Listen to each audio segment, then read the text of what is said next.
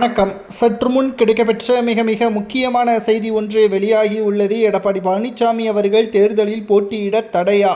தேர்தல் ஆணையம் வெளியிட்டுள்ள மிக முக்கியமான அறிவிப்பு. வருகின்ற சட்டசபை தேர்தல் நடைபெறுவதற்கு இன்னும் 3 வாரங்கள் மட்டுமே இருக்கக்கூடிய நிலையில் தேர்தல் செலவுகள் சுமார் 40 லட்சம் வரைதான் செலவு செய்ய வேண்டும். தேர்தலில் போட்டியிடக்கூடிய வேட்பாளர்கள் உறவினர்கள் வங்கிக் கணக்கை தேர்தல் ஆணையம் பார்த்து கொண்டிருக்கும் என்பதையும் தேர்தல் ஆணையம் அறிவித்தது.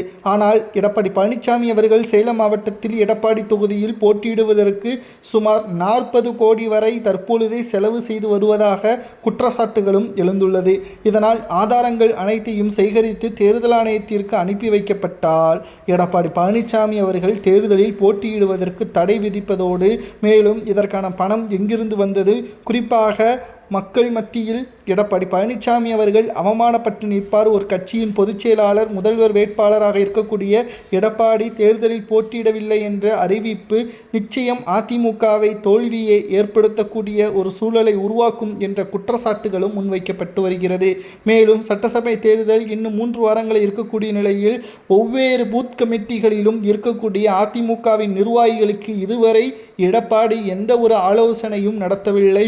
மேலும் அதிமுகவின் தொண்டர்கள் கடுமையான கோபத்தில் இருக்கிறார்கள். எடப்பாடி பழனிசாமி அவர்கள் நினைத்து கொண்டிருக்கின்றார், முன்னாள் அமைச்சர்கள் கூட்டணி கட்சியின் தலைவர்கள் மட்டுமே போதும் அதிமுக வெற்றியடையும் என்று. ஆனால் ஒட்டுமொத்த அதிமுகவும் இந்த தேர்தலில் தோல்வியை தழுவினால் அதற்கு காரணமாக இருக்கக்கூடியது எடப்பாடி மட்டும்தான். அதிமுகவின் அடிப்படை உறுப்பினர்களது வேலைகள் எப்படி இருக்கிறது, கிராமப்புறங்களில் அதிமுகவின் நிர்வாகிகளது செயல்பாடுகள் எப்படி இருக்கிறது என்று எதையுமே எடப்பாடிக்கு தெரியாது. அவரால் நிர்வாகிகளை கட்டுப்படுத்தவோ உத்தரவுகளை பிறப்பிக்கவோ முடியாது. ஏனென்றால் எடப்பாடி என்பது தனது கட்டுப்பாட்டில் அதிமுகவின் தலைமை இருக்க வேண்டும் என்று நினைக்கிறார். தொண்டர்கள் தனது கட்டுப்பாட்டில் இருக்க வேண்டும் என்று அவர் நினைக்கவும் இல்லை, அதை செயல்படுத்தவும் முடியாது. ஏனென்றால் எடப்பாடி ஒன்றும் ஜெயலலிதா கிடையாது என்பதையும் தொண்டர்களுக்கு நன்றாகவே தெரியும்.